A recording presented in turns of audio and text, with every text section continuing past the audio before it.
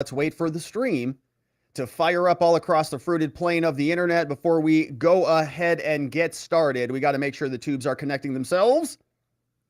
Before we dive into the content of the day, we got to make sure that there's other people out there, that we can all have the conversation together, because it's better when we do it together, not just me rambling out into the wilderness. But it looks like we're alive and well on Rumble, on Twitter, on Facebook, but of course our home base is YouTube, and locals is where we already were. It's all working, right?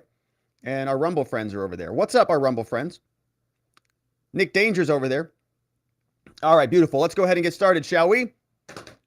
Hello, my friends, and welcome back to yet another episode of Watching the Watchers Live. My name is Robert Gouveia. I am a criminal defense attorney at the R&R Law Group, located in the always beautiful and sunny Scottsdale, Arizona. And today, my friends, we're talking about the word secrets, because it seems like the Biden family might have had a couple of them, and there's a lot of rumors now that Hunter Biden may have sold access to these classified materials. We're going to dig into it. We've got 4 segments on the program today. We're going to talk about the Joe Biden classified document saga. Of course, this is a big story.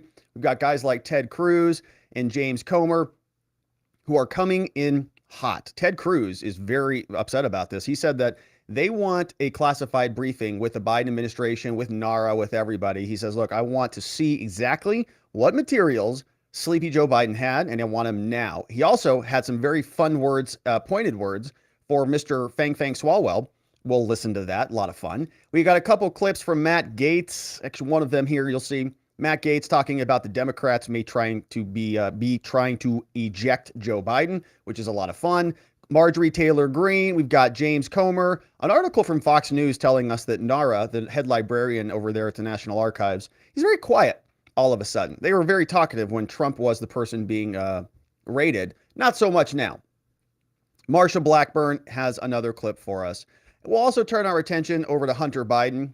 James Comer explains that he sent a letter in to Hunter Biden's art gallery, where he works with this very famous individual called Georges Burgess. For some reason, it's an art gallery, but when you go to their website, there's no art on there.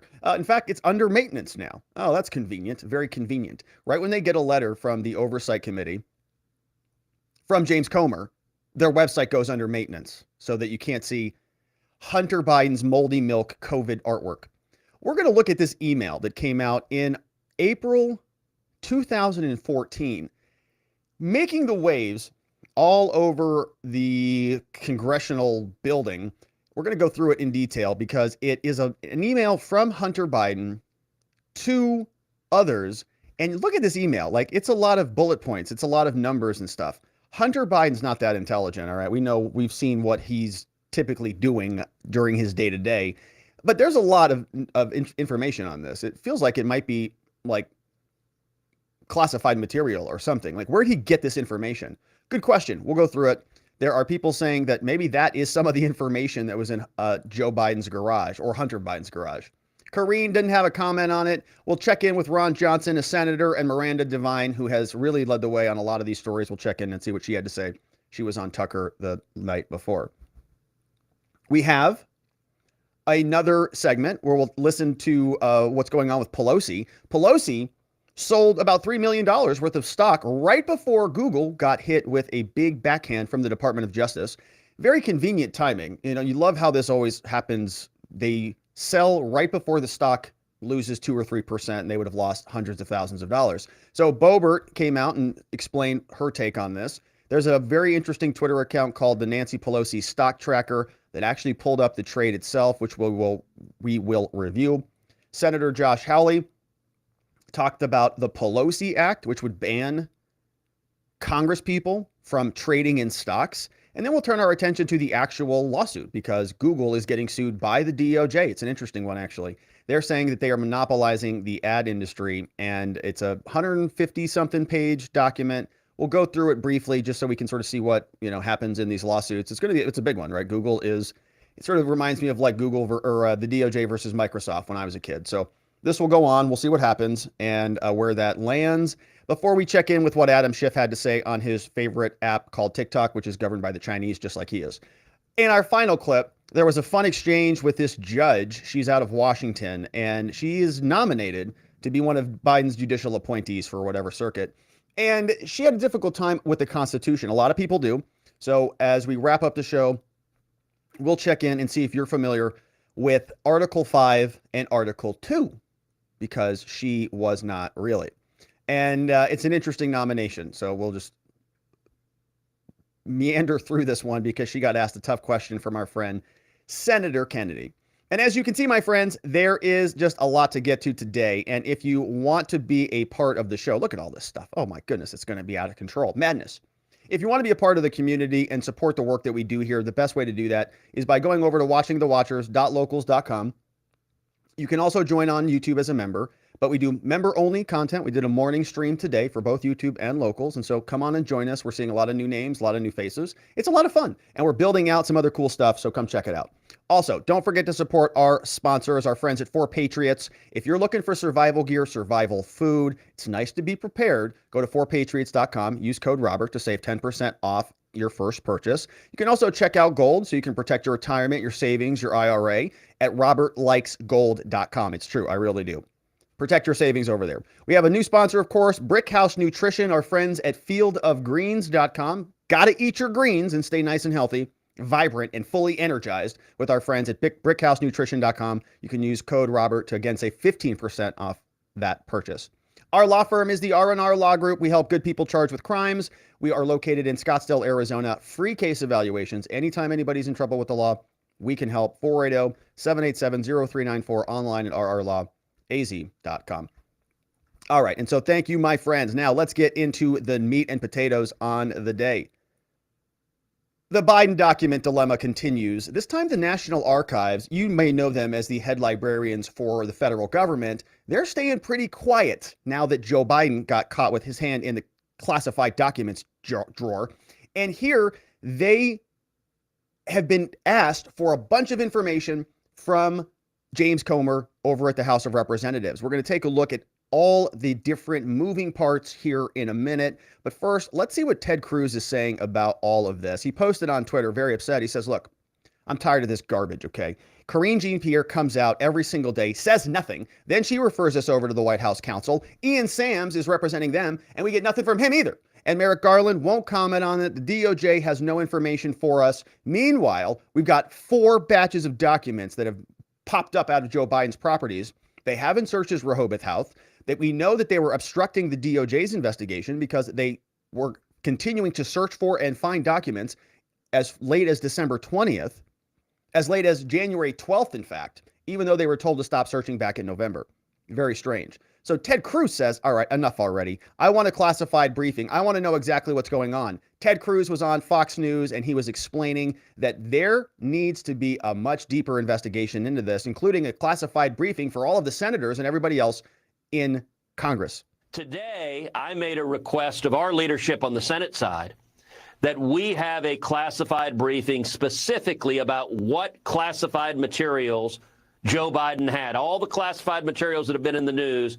We need to know what those materials were. Listen, I've read a lot of classified documents. Every document I've read in a Schiff, a secure facility in the basement of the Capitol.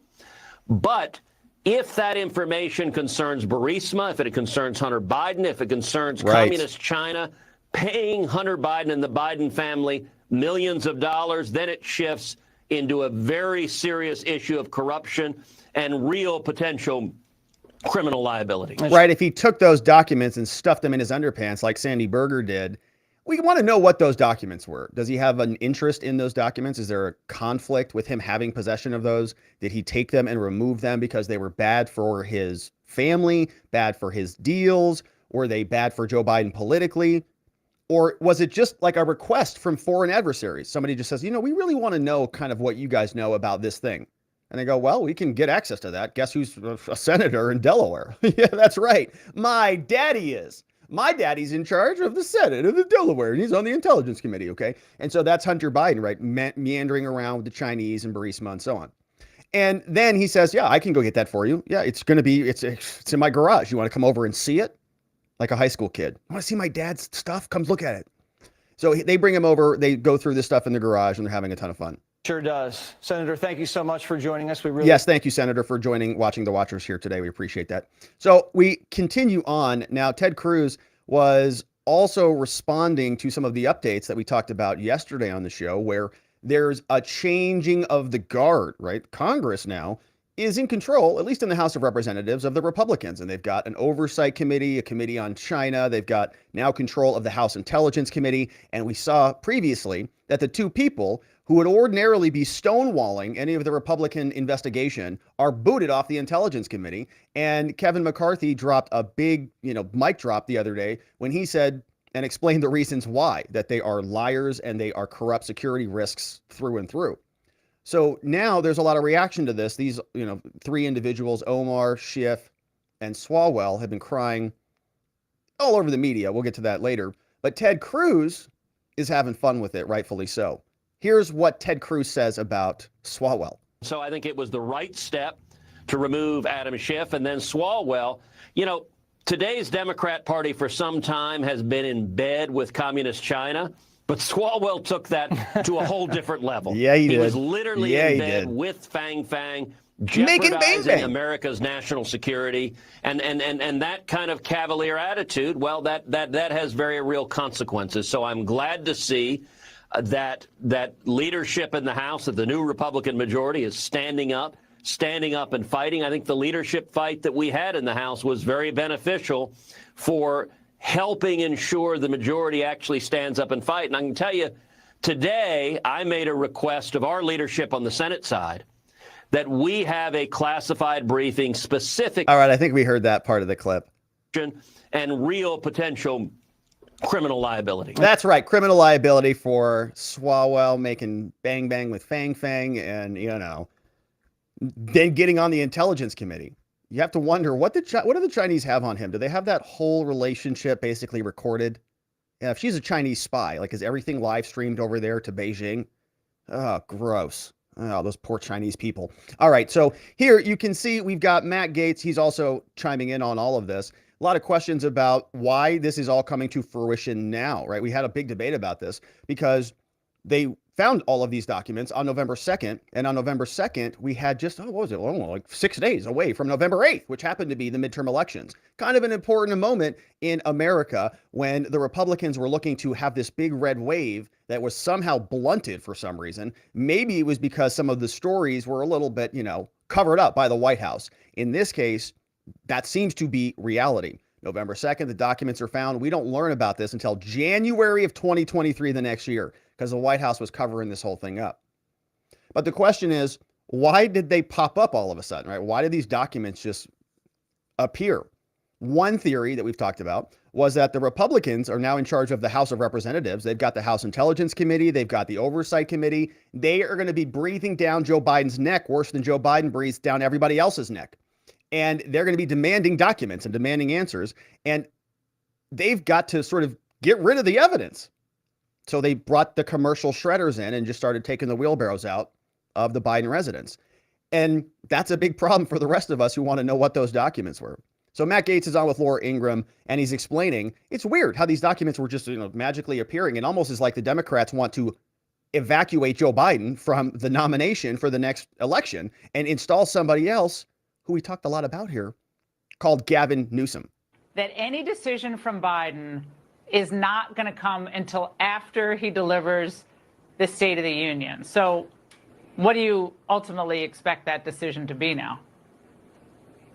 Well, things in Washington aren't always what they seem. Consider this. It was Joe Biden's Democrat personal lawyer that was rummaging around his stuff looking for what evidence of a crime that his septuagenarian client committed 9 years ago. And then he alerts the Democrat staff at the White House that does the absolute worst thing you could possibly do. They sat on the information. They should have diffused the Trump matter and then inoculated themselves in the process. He's being generous. They covered it up. Then the moment this is leaked to CBS, you have the Democrat Biden Department of Justice appoint a special counsel. And now the big tell is that even Joe Biden's strongest allies in the Congress, like Senator Coons, are saying that they approve of the appointment of a special counsel to criminally investigate the president. Maybe the deep state and a lot of these Democrats have figured out that they'd rather roll with Gavin Newsom than Joe Biden. the Republicans might not even have to help the Democrats take out their trash.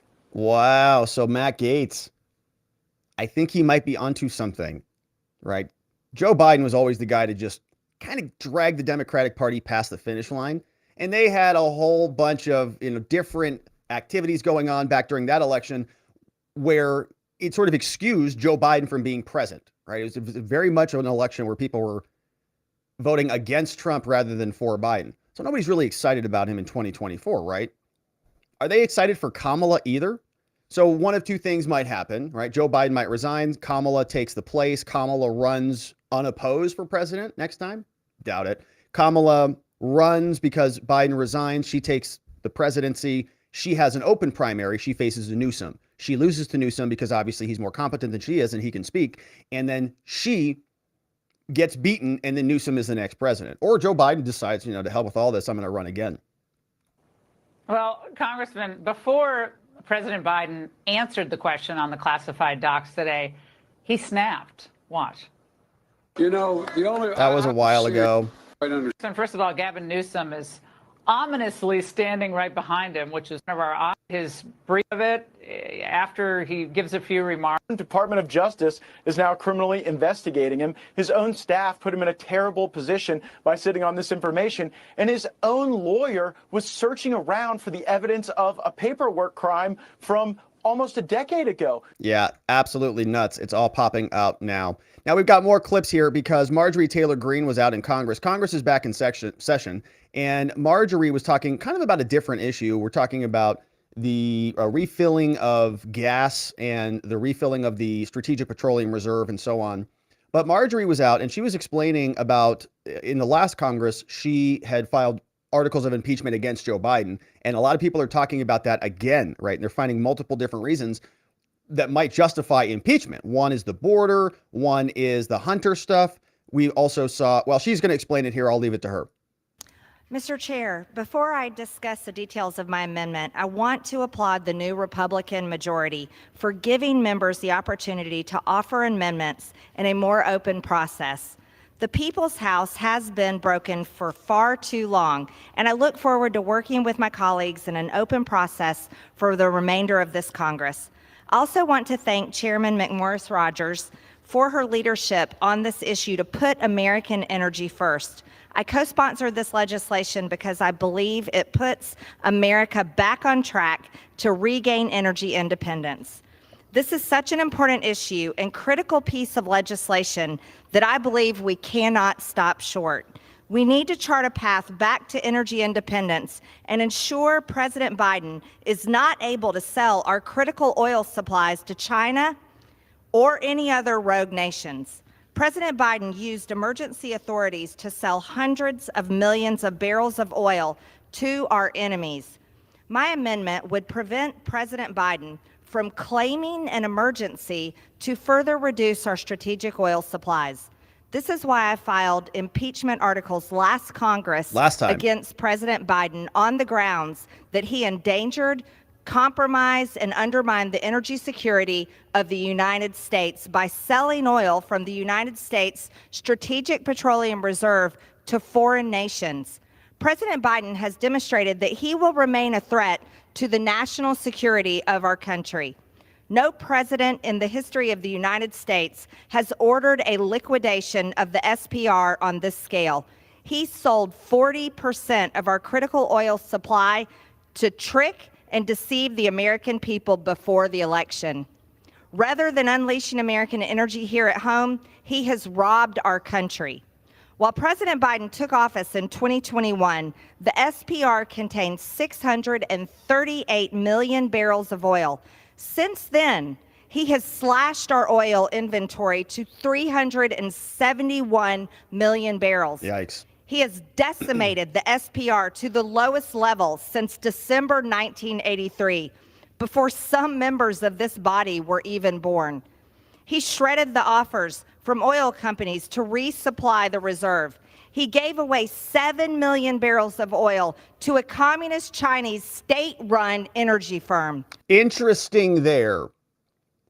Very curious. Now, we're going to follow this thread, right? There's all sorts of energy threads in the Hunter Biden files. We talked about this here when we had a excellent interview with Garrett Ziegler, by the way, from MarcoPoloUSA.org, if you haven't listened to that one. We had multiple conversations with others who said that what the Biden family was doing is essentially engaging in these energy sort of deals. They were working with the Chinese. They engaged with the Chinese, and they set up another shell company essentially to buy rights to mines in Congo.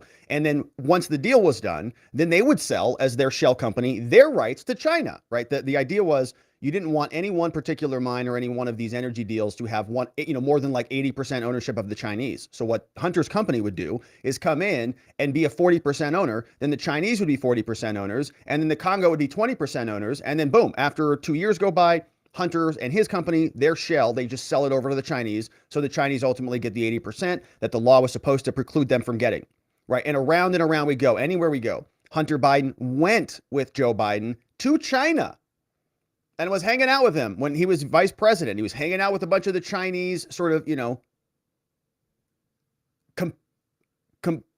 other compatriots, I guess, on the other side of the equation, the people they were doing deal with the Chinese. And so we're going to follow that thread as it continues. But you can see this, right? We're going to see a lot more of this behavior. Marjorie Taylor Greene is on, I forget which committee, maybe the China committee. I think maybe the COVID committee. I think she's actually on the COVID committee. But they've got control of the House of Representatives now. So if they want to actually move forward with these articles of impeachment this time, they can.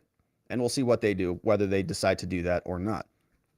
Now, Joe Biden, meanwhile, our very, very competent president, was out there today, and he gave a speech where he was explaining his progress on our country's economy.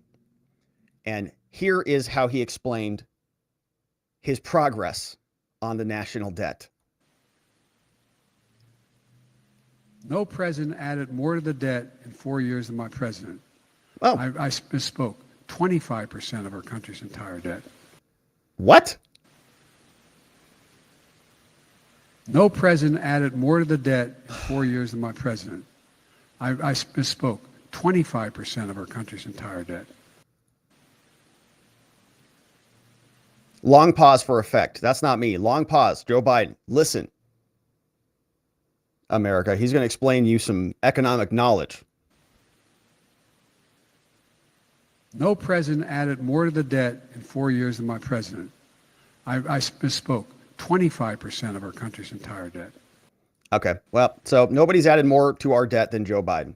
Amazing. That's our president, having a difficult time out there. Now, of course, the Republicans are going to continue on. They're demanding a lot more from the Biden administration. In particular, they want answers to some questions. James Comer was on speaking about this on Newsmax, and he was telling us that they're looking for more transparency out of the Biden administration. I have a lot of questions. It's hard for me to believe that when Joe Biden moved out of his vice president's office, that the documents were delivered to multiple locations. One would believe the documents were all delivered to one location. It was probably the Biden Center. And then somehow some more documents ended up at Joe Biden's house. That's what you would assume. But what we know is that those documents were at his house at the same time that Hunter Biden was living there. And Hunter Biden is a national security risk. Here's a guy that's been kicked out of the most exclusive hotel in California. He's banned from staying there. He was asked to leave and not renew his lease at his office building in Georgetown. So both times it was because of people he was bringing in. So the hotel and the office building didn't like the people he was associating himself with, if that tells you anything. And then the other concern with the overall investigation, we're investigating the Biden family for influence peddling. They've received millions of dollars from our adversaries, especially in China. Our adversaries aren't giving the Bidens millions of dollars for charity. They're doing it because they want a return on their investment. Obviously. My concern is somebody was going through those documents and they may have been passing information on, classified information on to our adversaries. So this is very concerning, and we're not going to let up on this investigation. Interesting stuff. So saying that the family is literally peddling influence. Of course, we've covered that a long time here because they have been doing that for years now, right? I mean, basically what we talked about was Hunter Biden being the bagman for the Joe Biden presidency for, I don't know, for a long time. We're going to talk about NARA now, the National Archives, because they just kind of got quiet. When it was Donald Trump who was the person responsible for being raided by the FBI, they were screaming from the rooftops. In fact, they put out press releases and so on, but they're very quiet now. We're going to find out why right after we talk about our friends over at Goldco, because as you know, my friends, if you have an IRA or a 401k or a savings account, things are scary out there. The Biden administration has printed more money in the past 2 years than the previous 100 years combined. And we just heard Joe say it. Most debt of any president ever. And so the national debt, as you can see, is over $31 trillion, and it's not stopping. Inflation's the highest we've seen since the 1980s. It's only a matter of time until the house of cards comes crashing down. If you have retirement savings, your money could be at serious risk. Talk to my friends at Goldco.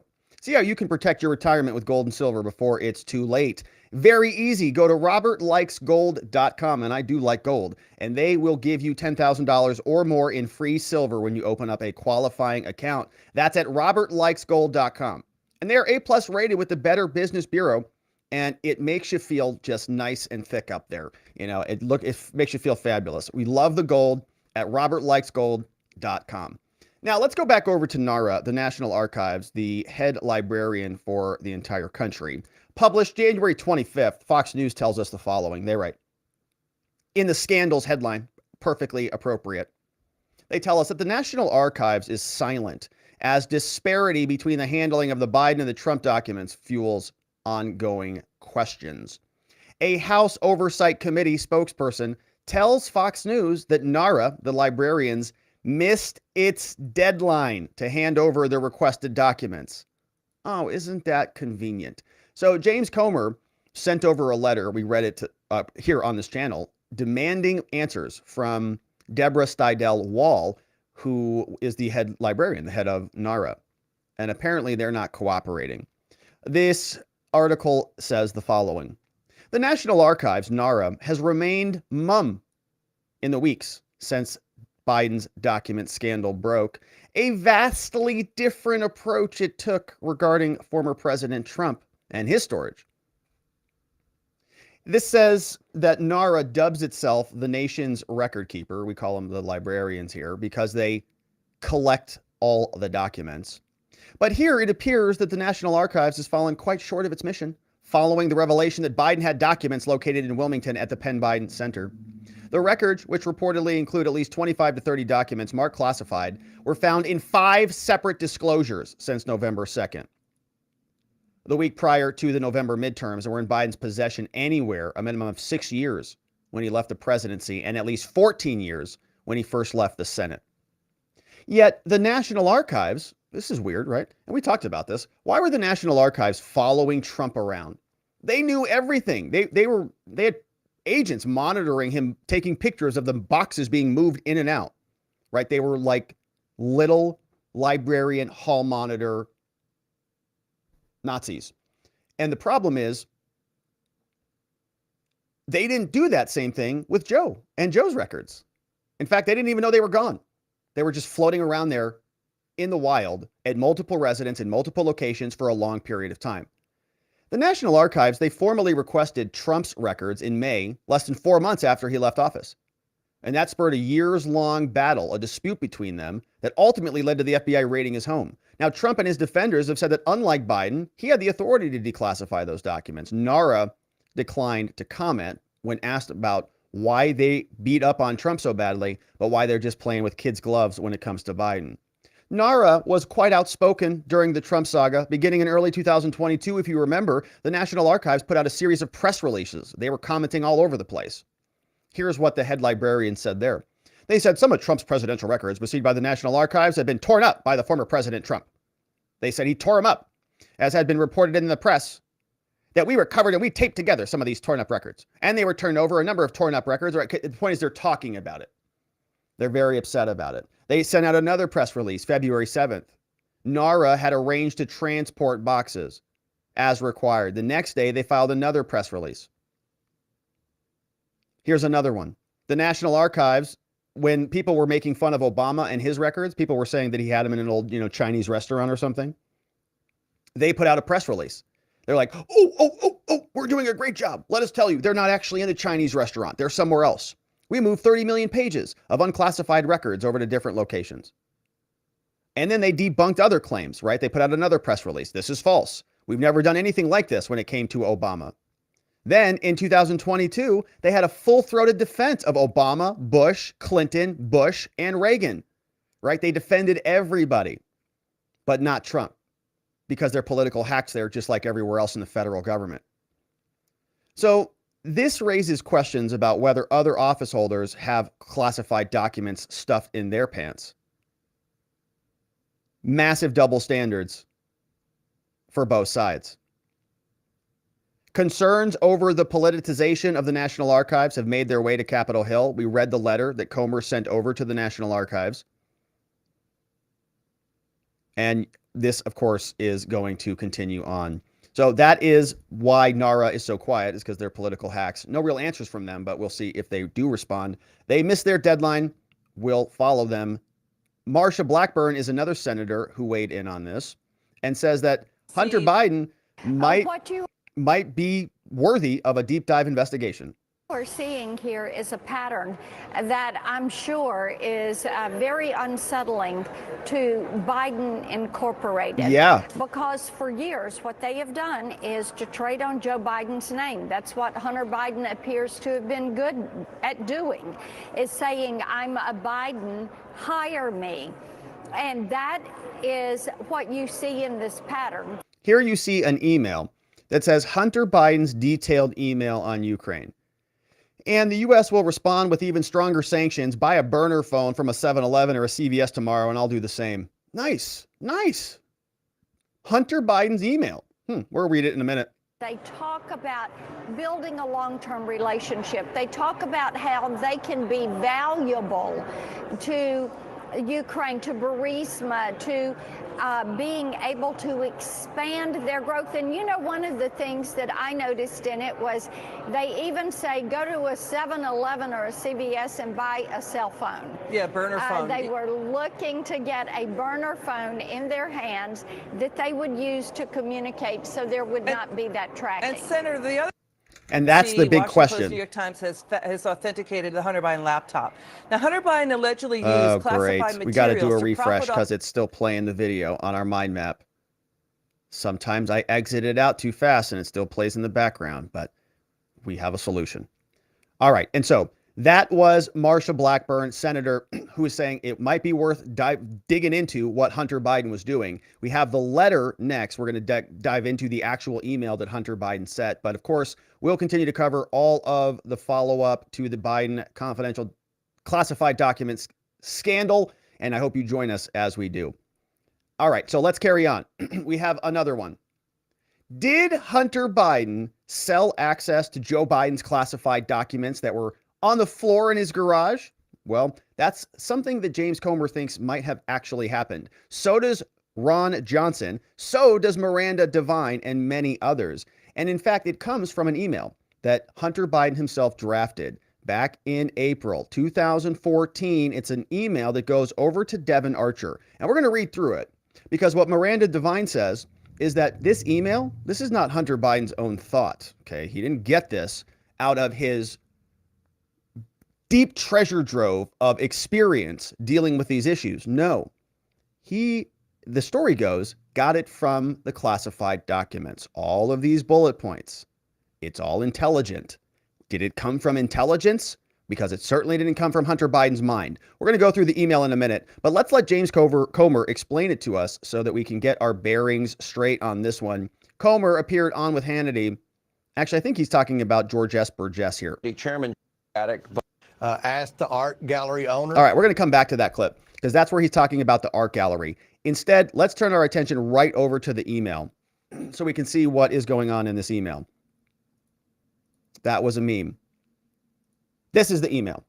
All right, as you can see, this email from Robert Biden, which is Hunter, at an iCloud address, April 12th, 2014, to Devin Archer. Devin Archer was his business partner at Rosemont Seneca. You see the email comes from Hunter's account. Look at his profile picture. Very close-up face of Hunter. You see that there. All right. So here's what he says to his business partner, Devon Archer. Now, what's curious about this email is, again, Hunter presumably doesn't know much about all of this stuff. So where did he get it from? Here's what Hunter said. He said, all right, Devon, guess what, buddy? I have to go to Houston with Bo tomorrow for a checkup. After doing some research, like in the garage, and some further thoughts on the organization going forward, here's what he says. Poroshenko appears likely to be the next president. Determining our team's relationship with him is important. He is credible with the West and by all accounts a true reformer by UK standards. That's a pretty intelligent statement. Where did he get that from? Some sort of decentralization will likely occur in the East. If it doesn't, the Russians will continue to escalate their destabilization program. Wrong use of the word there.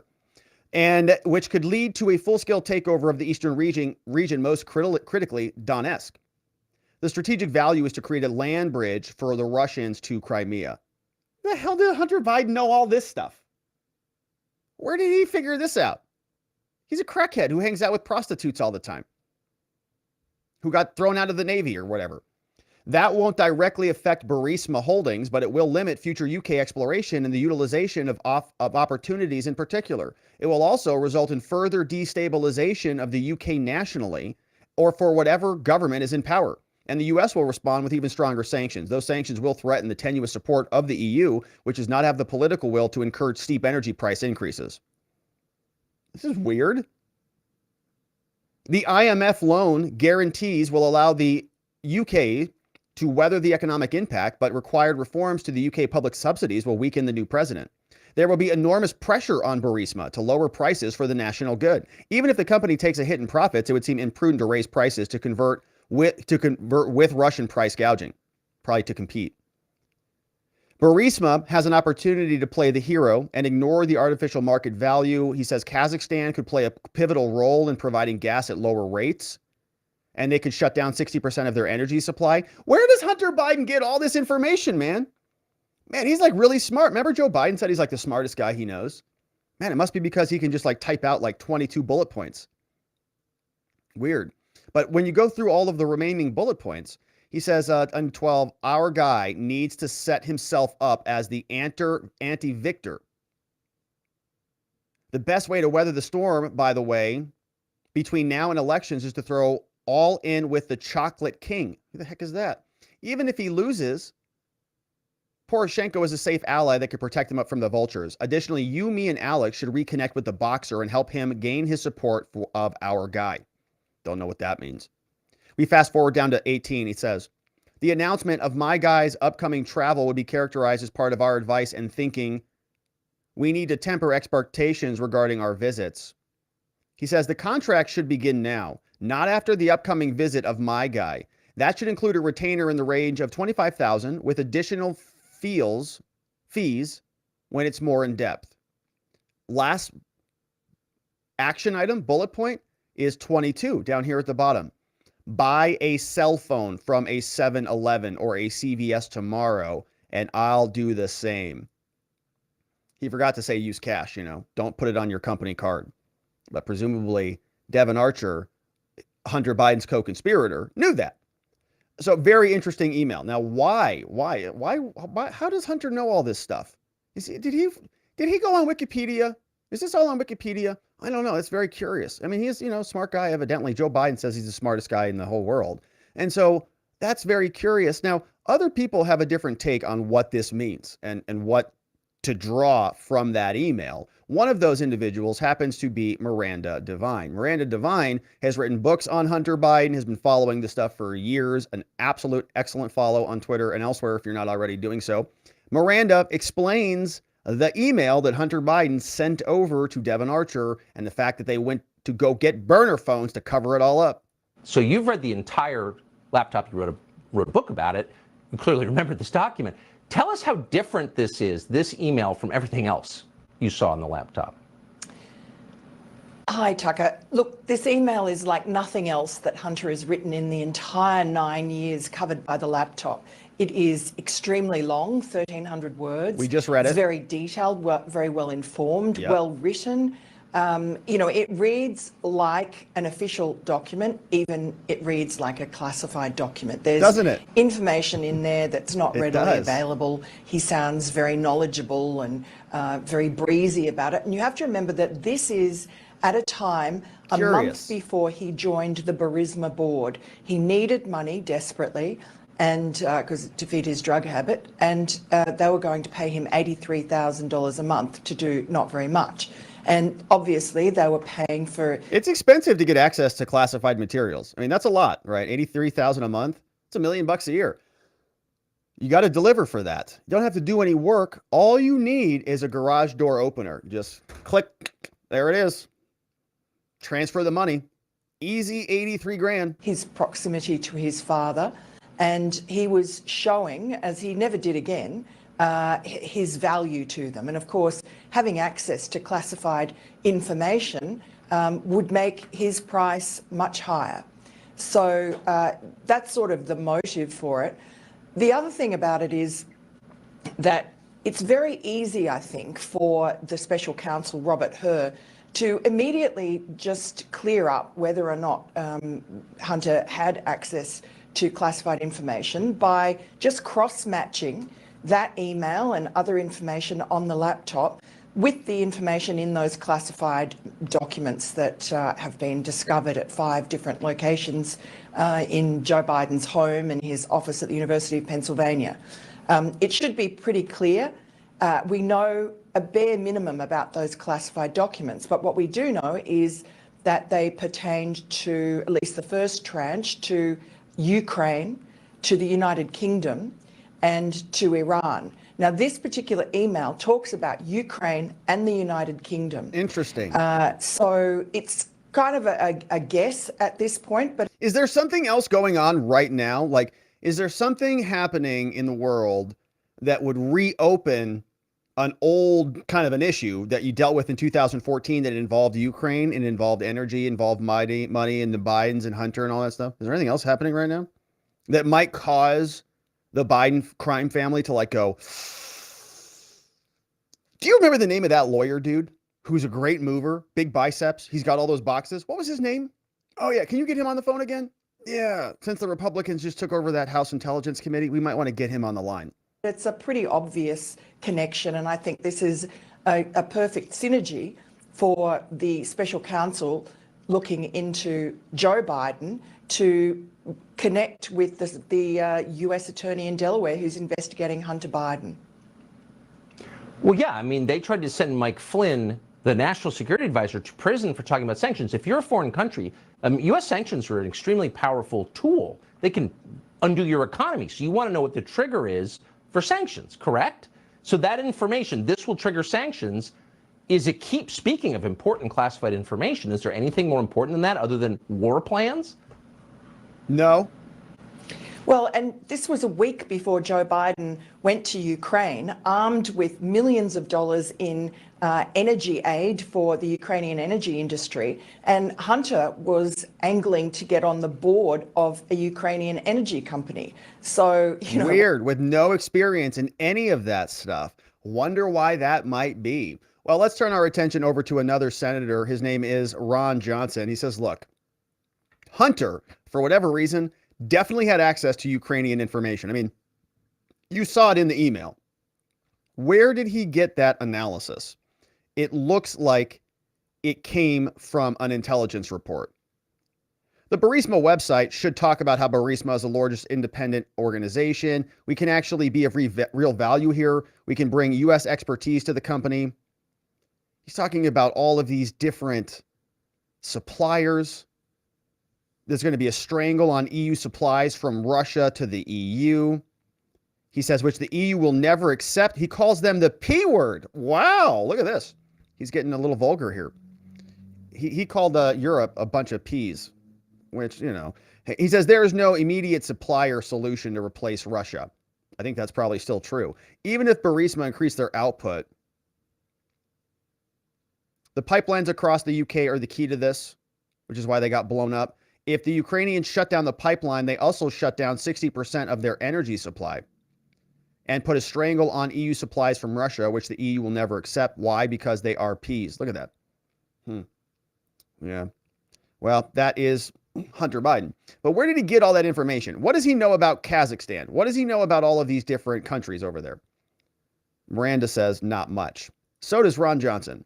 He confirms that this all feels a little bit weird, and the Senate is going to be digging in accordingly. What's very interesting is the news reports now are highlighting an email that Hunter wrote to Devon Archer on April 13th, 2014. It reads, from my standpoint, I've traveled overseas, and you get what they call scene setters from the State Department.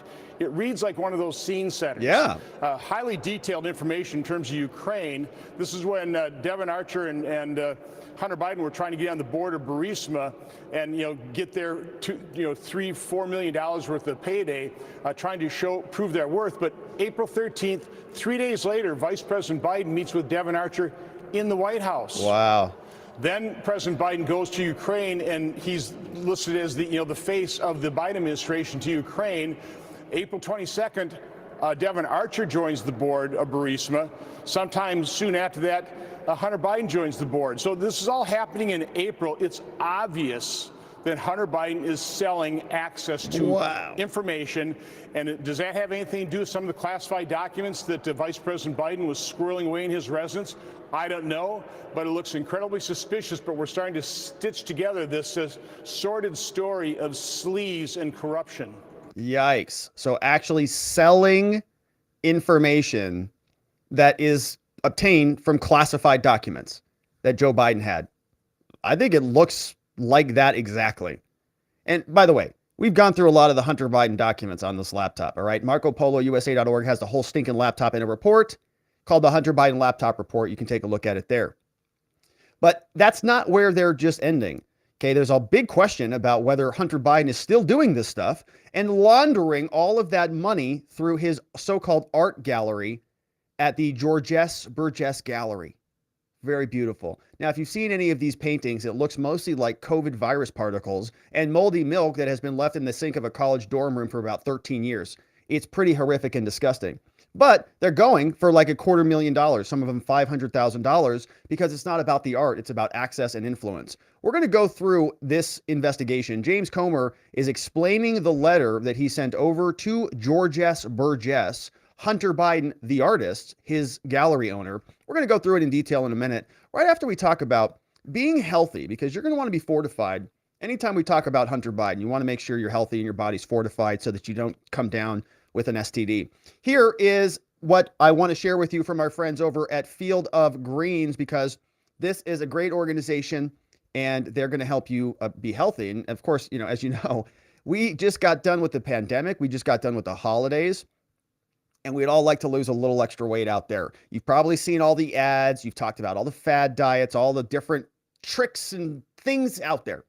But it doesn't work. You know what probably would, though? Eating right, eating healthy, including 5 servings of fruits and vegetables every day. You do that, and I bet the weight just starts to fall right off. But I understand, vegetables, some people aren't a fan, and fruit can be kind of a pain. A lot of time to prepare for all of that. Don't worry about it. Guess what? Field of Greens, science-backed formula, specific fruits and vegetables you won't find in any other product. As you know, proper nutrition requires rebooting your metabolism so you can burn calories faster, be healthy, or lose weight. And the Field of Greens is the only brand backed by a better health promise. Look, you'll feel healthier, you'll look great, but the only proof you'll need is when you go to your doctor next time and he says, "You look amazing. What are you doing? Keep it up." So you can get started today. You can go over to fieldofgreens.com. Use code Robert. Fieldofgreens.com, code Robert. You'll save 15% off your first order. You can get Field of Greens. You can get all sorts of other superfoods, and you'll just feel bursting with health and green energy and vibrant if you go to fieldofgreens.com. Don't forget to use code Robert. All right. And so now let's go over to James Comer. Comer is investigating Hunter Biden. One of the ways that Hunter Biden is getting money these days is by selling COVID paintings that often look like virus particles that may have infected the whole planet. But Comer is going to dive into this. He sent a letter over to Georges Burgess. We're going to read through it. and see what he's demanding. But putting that aside, or the paint by owners, that's why we've asked the art gallery owner in New York, where he's been doing business, to come to the Oversight Committee and sit down for a transcribed interview. We believe this is very important knowledge that we need in our influence peddling investigation. We're just trying to trace the money, Sean, and we know that money was coming from adversaries in Russia, Ukraine, and China into various accounts that were funding money for Hunter in the consulting capacity. We don't know what he was consulting. We believe that they were not paying him this money just out of the kindness of their heart. We believe they were getting something in return. Obviously. That's why we want to know about the documents. Who had access to those documents? We're learning in our investigation that Hunter played a role in determining who actually would be in charge of taking the documents from the vice president's office to the first point of delivery for those documents. So this is... Did you hear that? Hunter Biden got to decide what boxes went where? Rewind that. Peddling investigation. We're just trying to trace the money, Sean, and we know that money was coming from adversaries in Russia, Ukraine, and China into various accounts that were funding money for Hunter in the consulting capacity. We don't know what he was consulting. We believe that they were not paying him this money just out of the kindness of their heart. We believe they were getting something in return. That's why we want to know about the documents. Who had access to those documents? We're learning in our investigation that Hunter played a role in determining who actually would be in charge of taking the documents from the vice president's office to the first point of delivery for those documents. So this is concerning. And, you know, a lot of people that... All right, so Hunter Biden's not the person who says, that box goes to Joe's house. That box goes to my house, right? He's not standing there on the moving car, on the moving truck, saying, put that one over there. Put that one in the white van, the one that says free candy on it. That's mine. But the person who is making those decisions, Hunter Biden got to hire. Perfect. Want to continue to defend Joe Biden and continue to defend his family influence peddling, they'll say, well, a lot of that stuff happened. Yeah, it was bad, but it happened when Joe Biden wasn't president. This artwork happened while Joe Biden's been president. And no one with any reasonable mind would believe that Hunter Biden, who just started painting a couple of years ago, would somehow become the highest paid artist in America right now. $250,500. He's selling that artwork that you showed on the screen from $50,000 to apparently $250,000 per piece. Look, and it's going to anonymous buyers. This art gallery owner has bragged that he's the new... Look, that's COVID, right? Isn't that a COVID version? Isn't that like an Omicron variant or something? I don't know what it is. It looks like one of those things that grows out of the ground and then you blow it and it puts all the leaves, you know, like a dandelion, right? But this looks like it's got some COVID mixed with the universe in there as well. Pretty terrible. Main art dealer for China, that he's the link between American art world and China now. So all the signs are there that would suspect one to believe that this artwork is continuing in a pattern like the Biden Center for Diplomacy and Hunter's shady business dealings and going to anonymous sources in China. You know, we know about what happened in Ukraine. I think that is a cross-section of an aorta, isn't it? We're still getting blocked by the Treasury Department on the bank violations. I'm the first chairman of the Oversight Committee who's ever been denied bank violations by the Treasury Department. They say they're still trying to determine whether or not I need those bank records or not. I mean, you mentioned what happened in Ukraine with Burisma. If there was any quid pro quo pertaining to the United States and Ukraine, it was with Joe Biden on that deal didn't we impeach Donald Trump over a non-quid pro quo?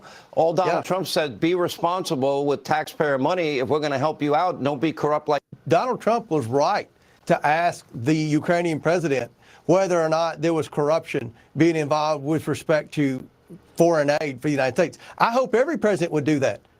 With this foreign aid, which I don't like foreign aid going anywhere, but if it's going somewhere, the President of the United States better make darn sure that it's being spent where it's supposed to be spent. And here we find... And not going back into your family's pockets. Good Lord. Biden was using a quid pro quo saying, don't you need to get rid of this prosecutor who's investigating my son for corruption, or you might not get any more American tax dollars. That's bad. And we believe the same thing may be happening in China. We don't know for sure, Sean, but we're investigating. This administration is blocking us at every investigation. They can't get any information about anything. And speaking of Hunter's paintings, okay, I'm not sure what they were showing on the screen. This is one that we found a long time ago, and shout out to Bonnie over from Locals who pulled this one up for us. But this is one of the original Hunter Biden paintings, okay? Whatever they've done, his artwork has either improved or they are, they have somebody else who is helping him with this stuff. But this was one of the originals, right? This is a Hunter Biden painting, okay, which looks like COVID, right? That's like the COVID, moldy mildew painting. I don't know what is going on here.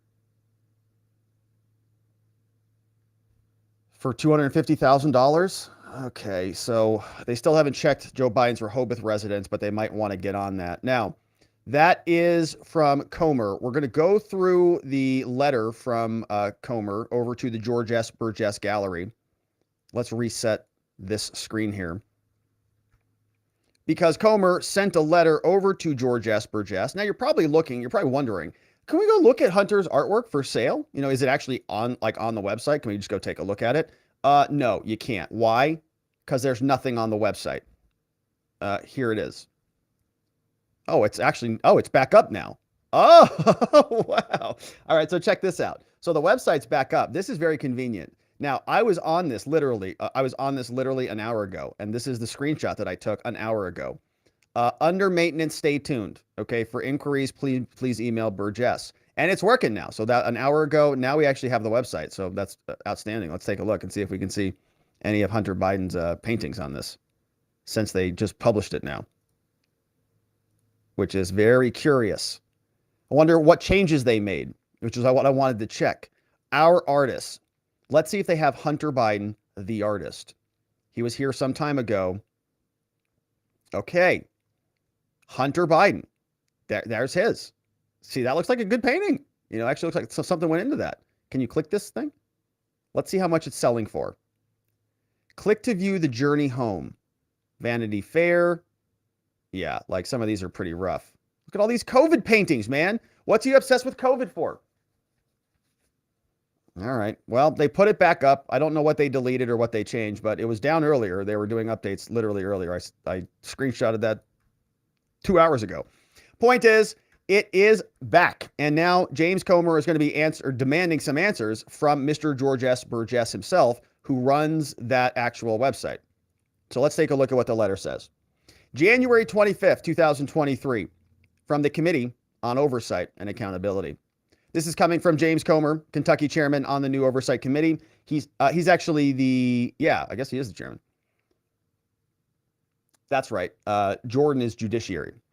He writes, Dear Mr. Burgess, George S. Burgess Gallery in New York, New York. He writes, the Committee on Oversight and Accountability is now investigating President Joe Biden, his family's foreign and domestic influence peddling schemes.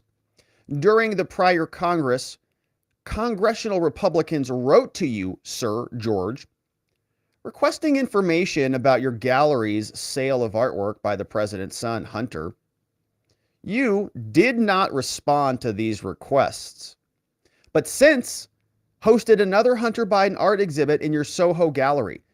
Isn't that amazing? So you can own an art gallery in New York and host Hunter Biden, and Congress will send you a letter demanding answers, and you don't even have to respond. Isn't that crazy, that kind of power these people have? The committee is reiterating its request for documents related to the committee's investigation, and it's requesting you appear for a transcribed interview. So I guess this is our second request, I guess, from Congress.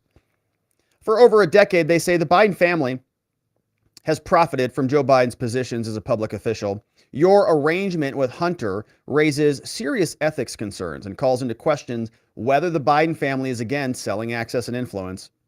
Despite being a novice artist, Hunter received exorbitant amounts of money selling his artwork. The buyers' identities remain unknown, and you appear to be the sole record keeper of these lucrative transactions, George. For example, you've advertised that Hunter Biden's latest artwork ranges in price anywhere between $55,000 and $225,000. Comer says it is concerning that President Biden's son is the recipient of anonymous high-dollar transactions, potentially from foreign buyers, with no accountability or oversight other than you. The American people deserve transparency regarding these details. And while you possess certain information about this investigation, we demand the following no later than February 8th. Number one, all documents and communications between you, George, and the White House. All documents and conversations between you and Hunter. All guidelines and documents and contracts and other documents executed by you and Hunter. All communications about setting prices for Hunter's COVID paintings.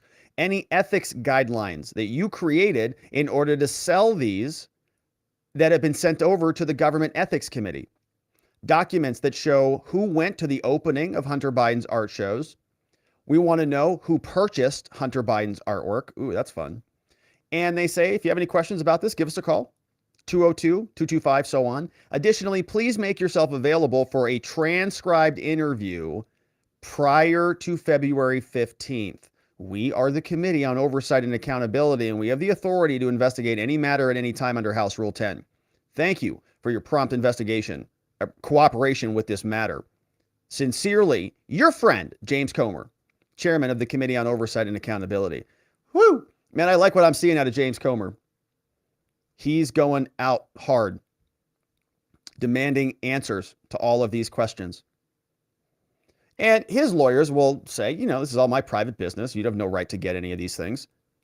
Get out of here. And then they'll form an oversight committee and they'll say, well, it is related to the execution of the president's duties. You happen to be his son. And they'll try to get it, and we'll see what happens, right? We'll see if Hunter Biden and his people get a subpoena, if they reject the subpoena, if the committee decides to turn this over to the DOJ, just like the J6 committee did, and whether the DOJ does anything about it. My guess is not if it's a Democratic DOJ, but we'll see. So that's the letter over from Comer to the George S. Burgess Gallery. And of course, we will continue to cover the Hunter saga. Thank you for subscribing wherever you're watching this, and thank you for liking this video. And we'll look forward to seeing you on the next one. We have another segment now. We're diving into the Pelosi story because there is a lot of fun here as well. Nancy Pelosi sold her stock just days before the DOJ filed a whopper of a lawsuit against Google. And very conveniently, as the stock went down, Nancy Pelosi escaped any liability for those losses. Isn't it nice to be in charge? Pelosi is getting some backlash. Lauren Boebert and Senator Josh Hawley have responded. We also have the Pelosi stock tracker who actually dug up the transaction report that we'll take a look at before we turn our attention over to the actual lawsuit that is being filed against Google by the Department of Justice. So let's start with Lauren Boebert, who is going to explain exactly what happened. Lauren, standing in front of the Capitol building, explains what Nancy Pelosi did. A few weeks ago, Nancy Pelosi sold off millions in Google stock. And then yesterday, the DOJ sues Google. Coincidence? No. I don't think so. The Pelosi's are totally corrupt, but not a single major outlet has written about this transaction.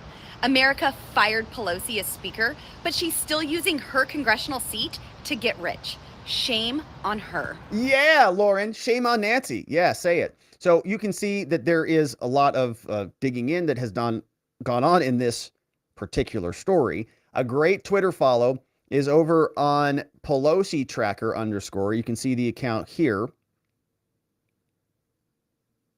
Tells us the following. Breaking. The DOJ has officially opened up a lawsuit against Google to break up its ad technology monopoly. Pelosi sold $3 million just 4 weeks ago. Wild. So it wasn't days ago, it was weeks ago. But you get the point. Very, very close in time. Here is what the transaction report looks like, pulled over from the Nancy Pelosi stock tracker. And here it is, clear as day. Filer information, honorable, Nancy Pelosi, status member, State District, California 12. Transactions. Very curious here. Alphabet, 500,000 to $1 million. sold 10,000 shares. 12/28 to 12/28. December 20th, sold another 10,000 shares. December 21st, sold another 10,000 shares. Man, she's like a really good stock trader, man. That's really good timing for her. How was she able to do that? Man, she's really smart. I'm sure she didn't get additional information that nobody else was privy to, right? That would not be possible. Well, let's see what Hawley has to say about it before we take a look at the actual lawsuit itself, because it does appear that Pelosi has a really good stock trading record for some reason. Well, listen, Tony, you've laid it out perfectly, which is that when people send, when the voters send members of Congress to Washington, they expect them to do the people's business, not to be day trading on the stock market, not to be using the information that they get from briefings to go and make a quick buck on Wall Street. So here's what my bill does. It says no more trading of stocks by members of Congress. In fact, no more ownership of stocks by members of Congress. If you want to save, fine, put it in a mutual fund like most Americans do. But Nancy Pelosi is the perfect example of what should not be happening in D.C., which is people getting rich on the stock market off of information they know because they're a member of Congress. And he actually introduces the Pelosi Act, which is going to be a lot of fun. I want it just to pass just for that reason, so that there's an anti-stock laundering bill that goes in with her name on it. Now, Merrick Garland explains the actual lawsuit, and everybody wants to get out of Google now because the DOJ is trying to evaporate them. So let's listen to Merrick Garland, and if you have any legal stimulants, you might want to inject them at the moment. Today, the Department of Justice, joined by 8 states, let's see how long we can deal with this. A civil antitrust lawsuit in the United States District Court for the Eastern District of Virginia against Google. All right, let's turn the volume up. C-SPAN's volume is always really low for whatever reason.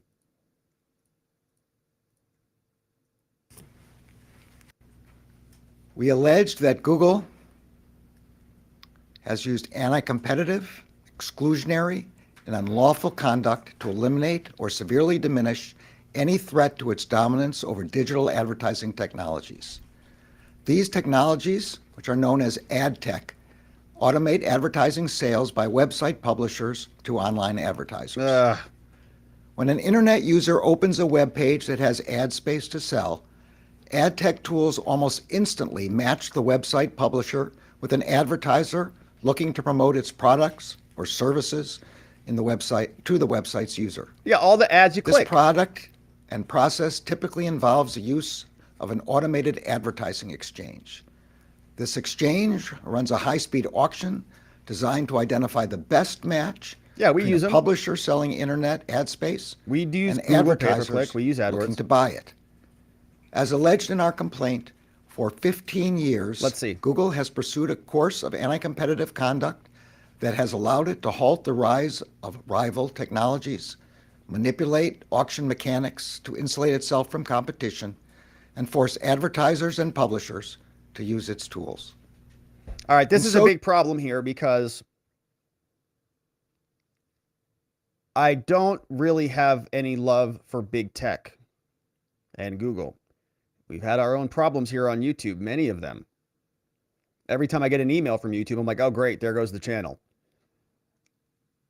But I also have a big problem with the DOJ and big government coming in and backhanding private enterprise.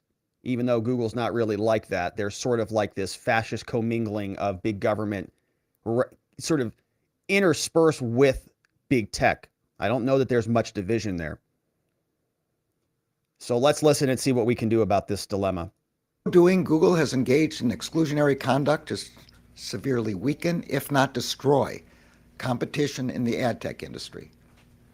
As detailed in our complaint, we allege that Google's anti-competitive conduct extends to 3 significant elements of the digital ad buying process. First, Google controls the technology used by nearly every major website publisher to offer advertising space for sale. Second, Google controls the leading tool used by advertisers to buy that advertising space.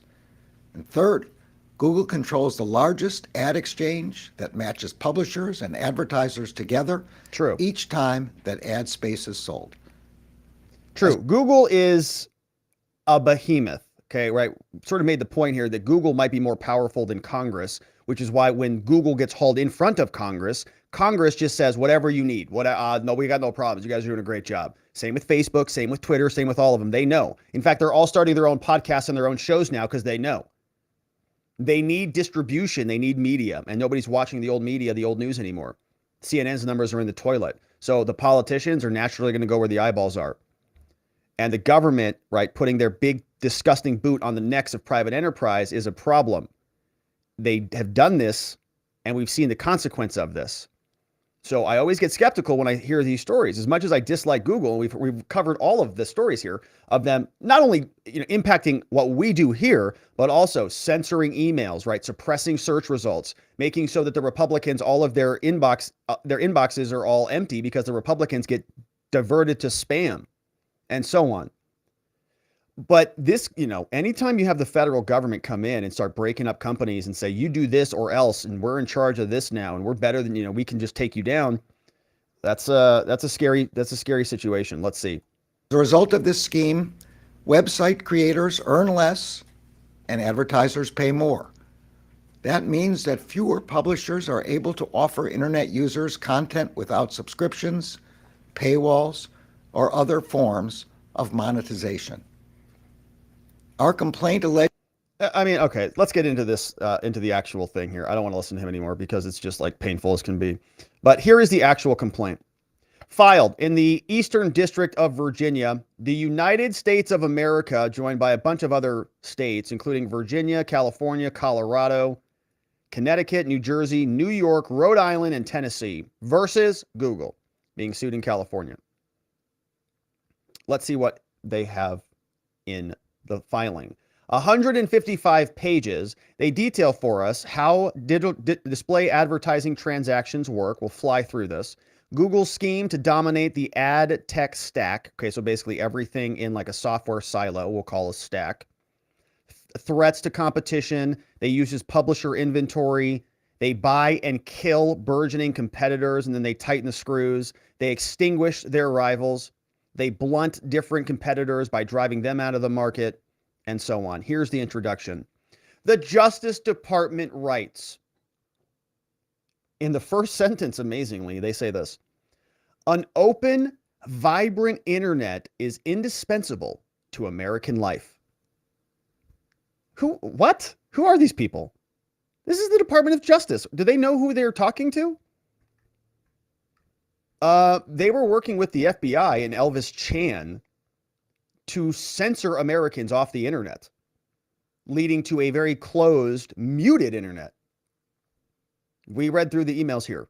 Justice Department, DOJ. We talked about all of the Disinformation Governance Board and all of those people who are all silencing. The FBI was sending emails to the social media companies. Remove this joke. It hurts my fifis.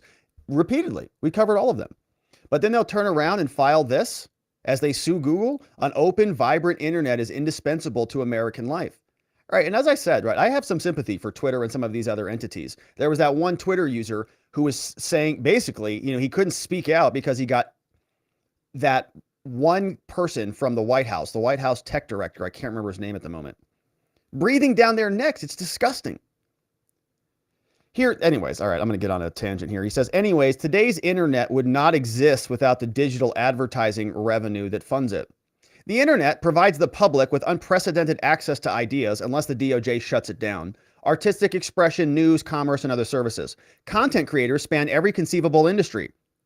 They publish diverse material on countless websites that inform, entertain, and connect society in vital ways. Unless you're a white supremacist, an insurrectionist, somebody who questions COVID, somebody who questions the lockdowns, if you disagree with the mask mandates or any of the other mandates, then it's not that useful. You got to get shut up. Yet the viability of many of these websites depends on their ability to sell ads. Don't forget to buy your survival food at 4patriots.com. Just as newspaper, radio, and television organizations historically relied on advertising, today online publishers also do that.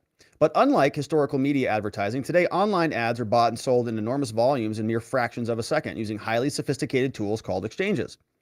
Website publishers sell more than 5 trillion advertisements, and different exchanges appear to make that possible. But they say the tech space is broken.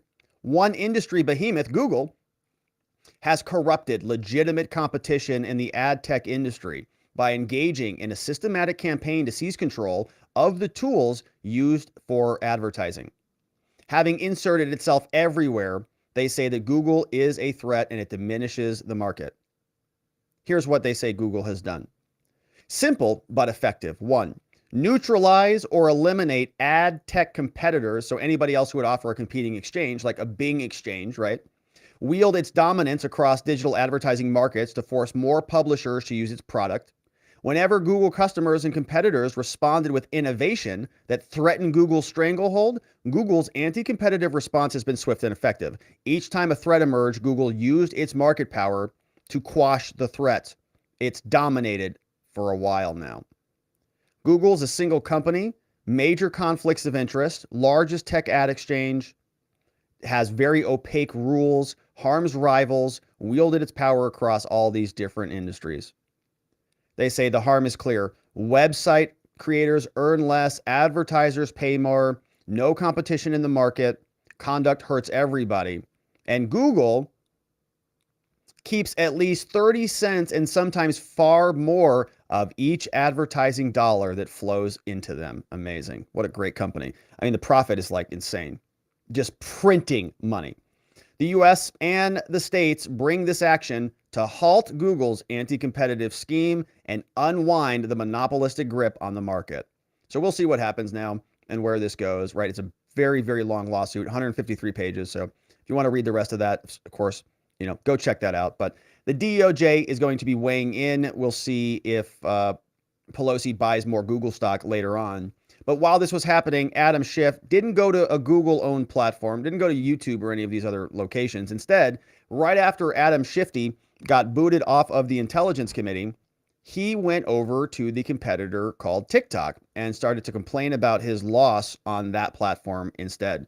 This is Adam Schiff whining about being thrown off the Intelligence Committee on a Chinese communist platform called TikTok.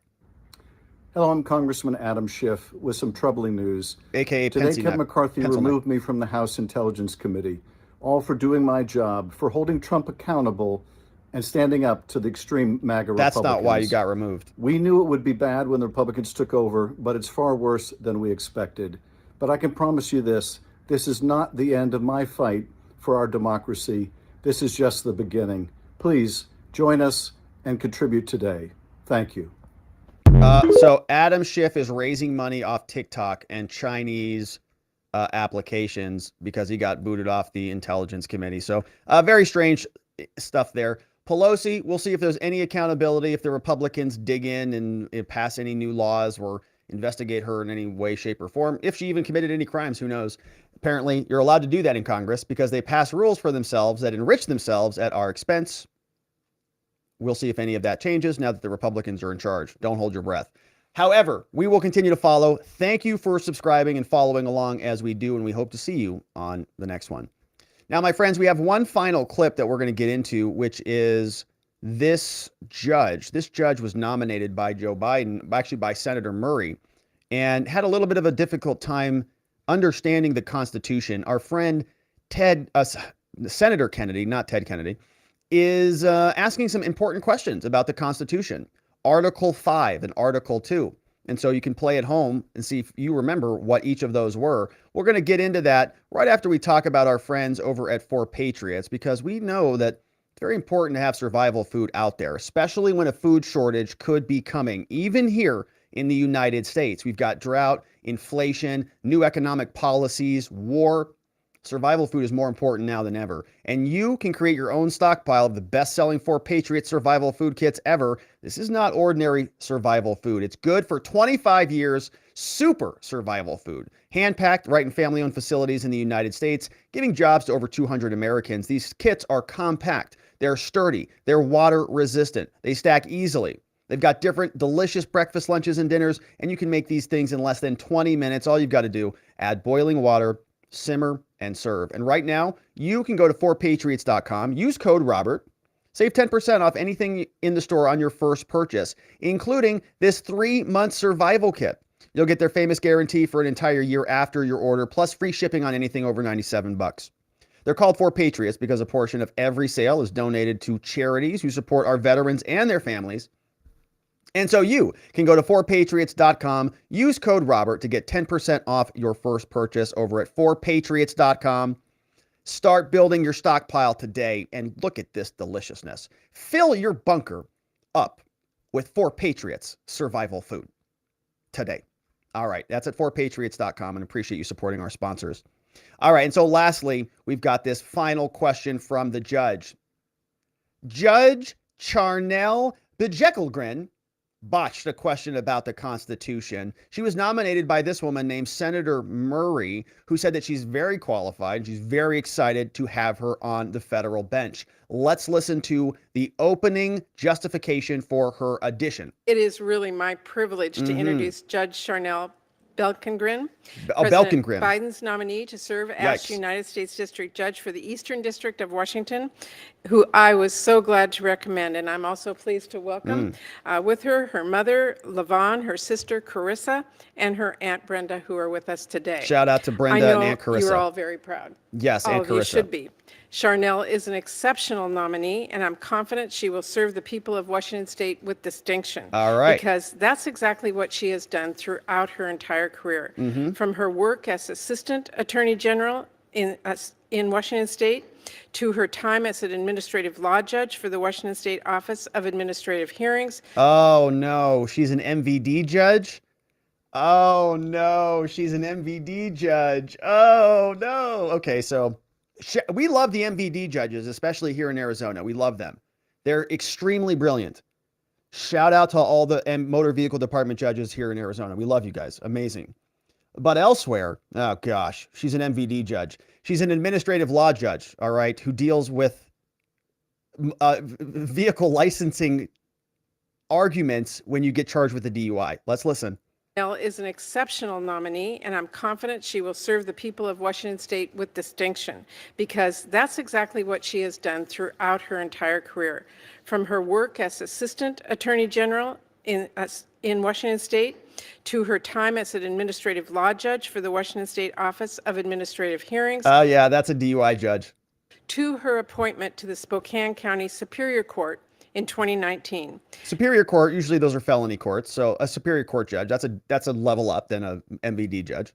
Judge Bjelkengren has over 2 decades of experience serving the people of Washington State, working thoughtfully through tough legal questions that affect their daily lives, and ensuring that we have a justice system that treats people fairly and works for everyone, not just the powerful and well-connected. And I, like many of you on both sides of this aisle, believe the American people deserve a judiciary that reflects the diversity of this country. Judge Bjelkengren would be the first Black federal judge to serve in the Eastern District of Washington State. Did you hear and that? That matters. Did you hear that? That matters. That matters. We're going to come back to that. I was proud to recommend Judge Bjelkengren to President Biden at the suggestion of my nonpartisan Judicial Merit Selection Panel, who were equally impressed by her temperament, her sound judgment, and impressive resume. Nice. Okay, so sounds like an amazing person. Now, this is Senator Murray, who nominates an MVD judge who then became a Superior Court judge to this federal position. This is an interesting little summation of what exactly is going on here. This is Senator Murray's homepage at murray.senate.gov, and you can see an interesting photo she selected for herself. But this is what she wrote here.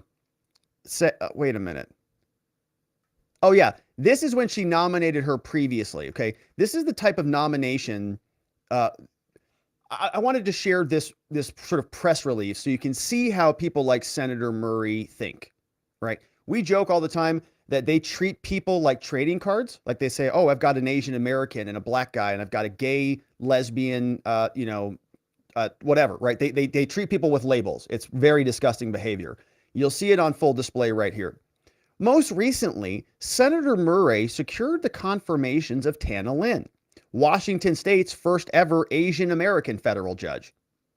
Lauren King, also a tribal law expert who served as Washington's first ever Native American federal judge. John Chun, who's going to be the first Asian American man to serve as a federal judge. Okay, this is what Senator Murray does. She secures I'm sure they're great. I'm sure they're all very good people.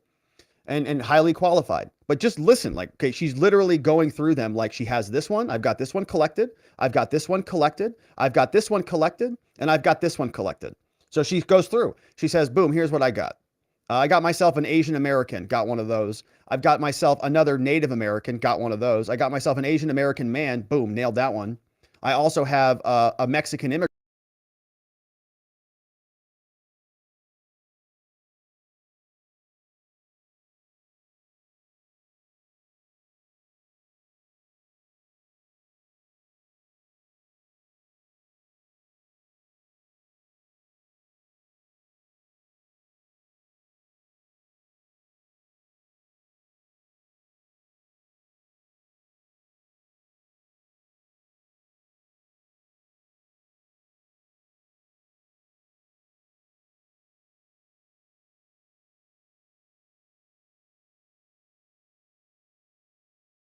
It's all labels and trading cards. I got this one. I've got this one. Oh man, I can't beat. You got a full house? What is she? She had like 3 Mexican immigrants on here and like 2 Asians, man. That's a full house. Oh man, you can't even compete with that. It's pretty amazing. So that is just amazing. All right, so that's what's going on over from Senator Murray. Now, when this actually lands on the Senate floor, we get some questions about this.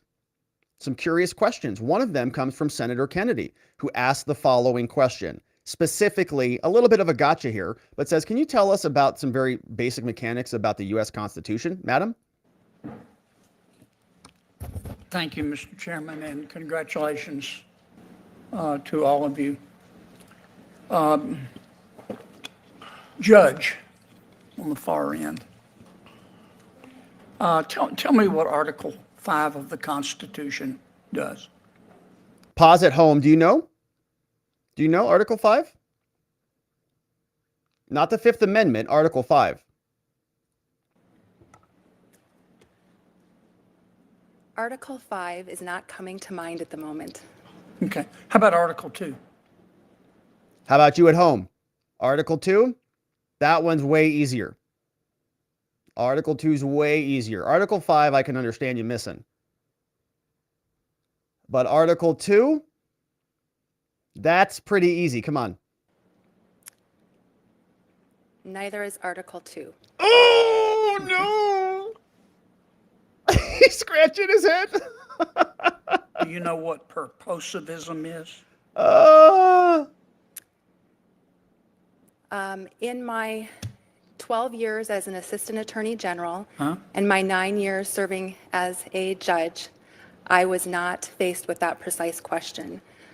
We are the highest trial court in Washington state, so I'm frequently faced with issues that I'm not familiar with, and I thoroughly review the law, research, and apply the law to the facts presented to me. Well, you're going to be faced with it if you're confirmed.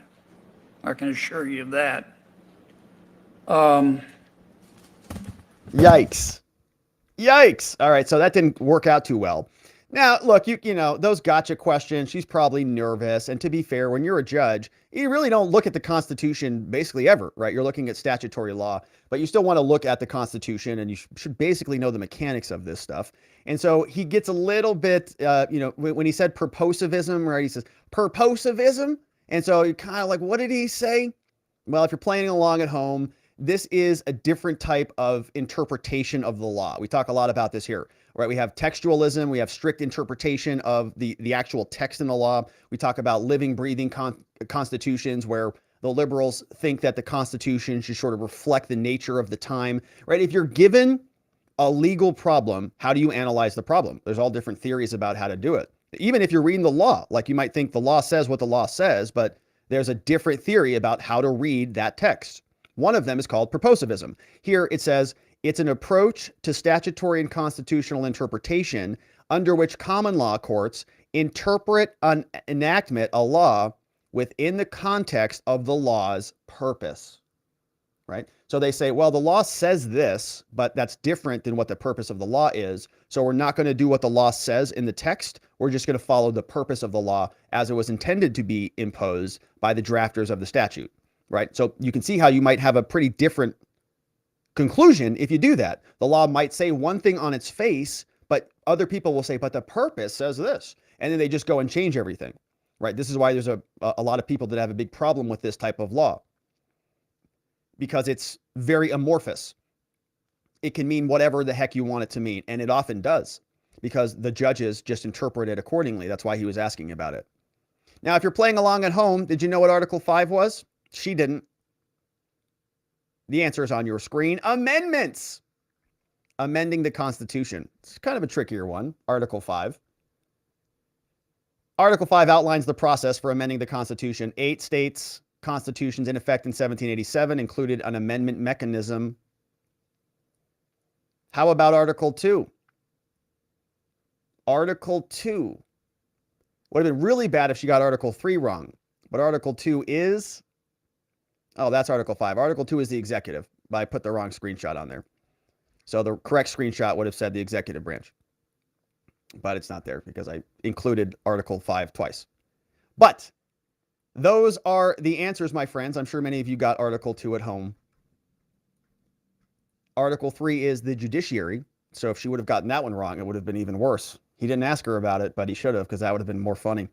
Anyways, let's wrap it up there, my friends. That is it for us on the day. Thank you for liking this video wherever it is you're watching it and subscribing so you can follow us along on the next one.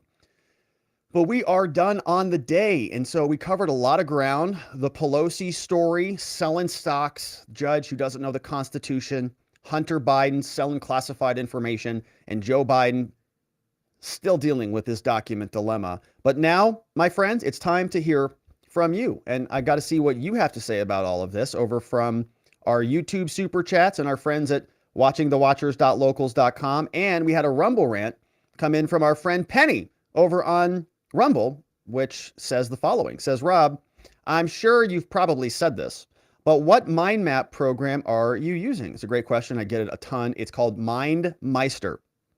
And I think there's an affiliate link in my link tree, which is linked in the description below.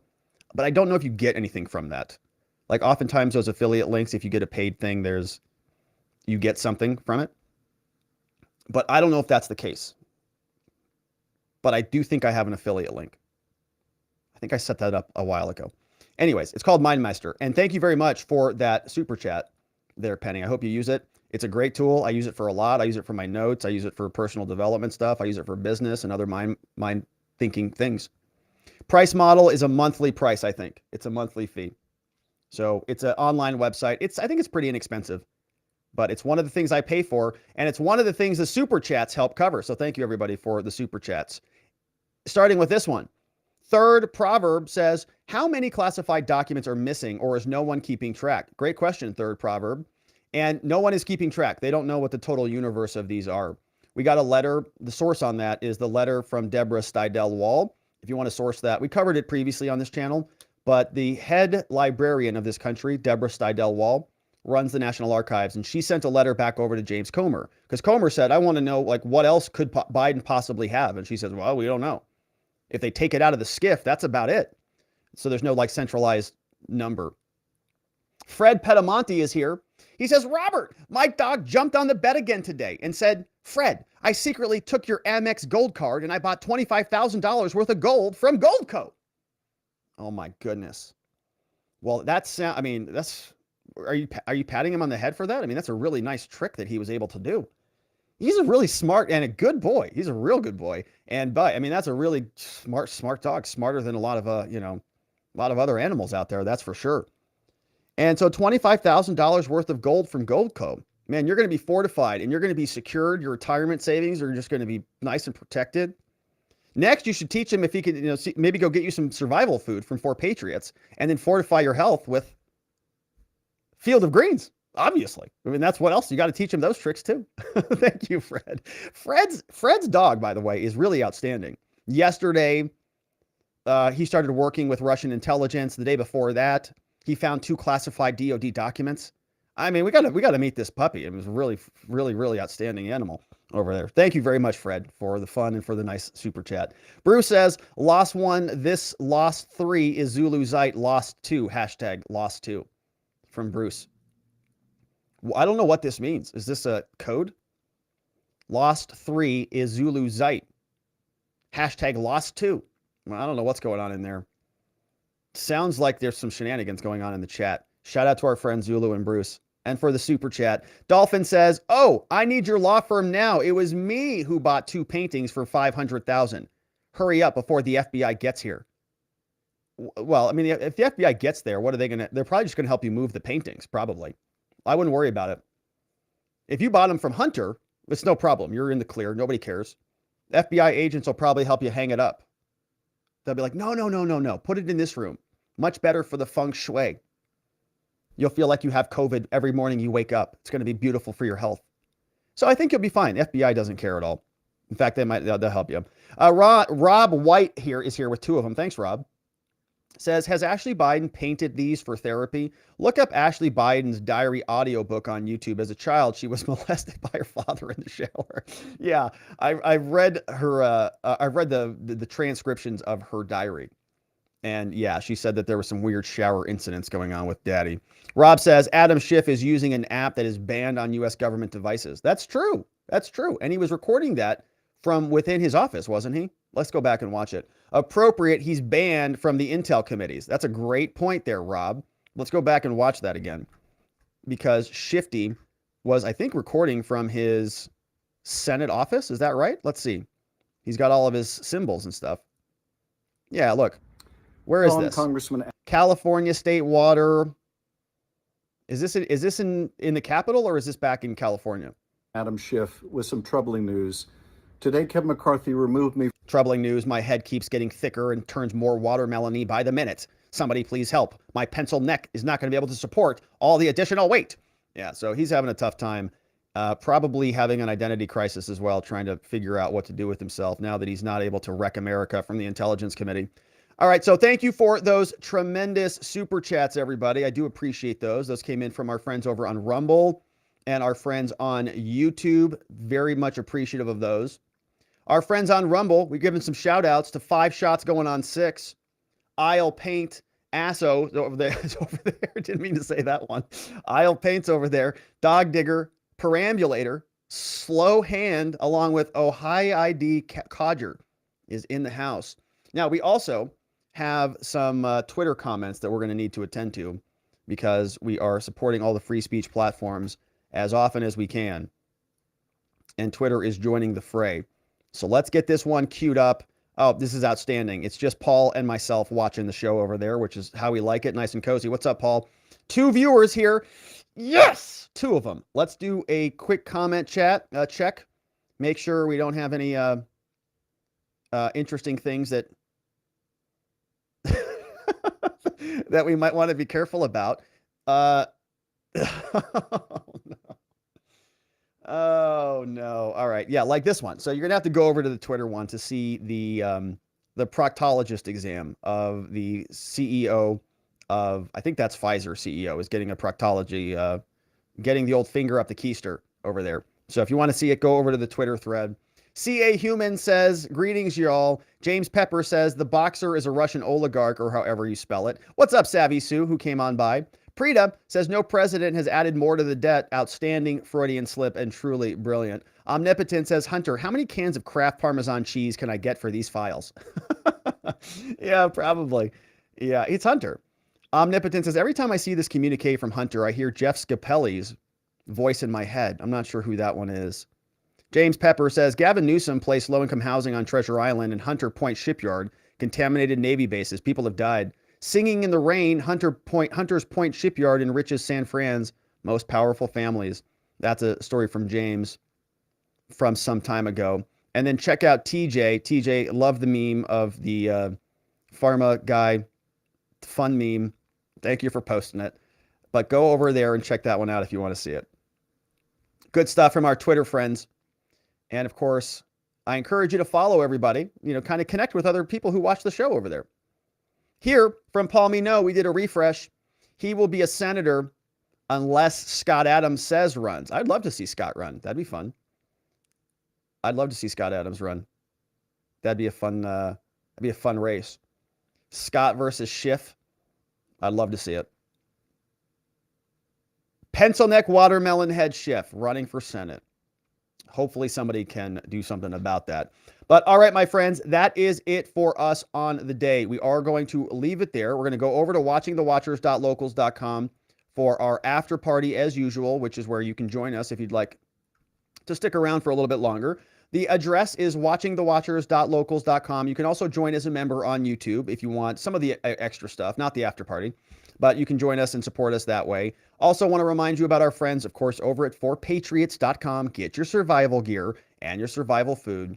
Don't starve to death out there. It feels good to be prepared. Forpatriots.com, 10% off using code Robert. We also have Goldco, where you can protect your retirement, your savings, your IRAs with gold and silver. Go to robertlikesgold.com.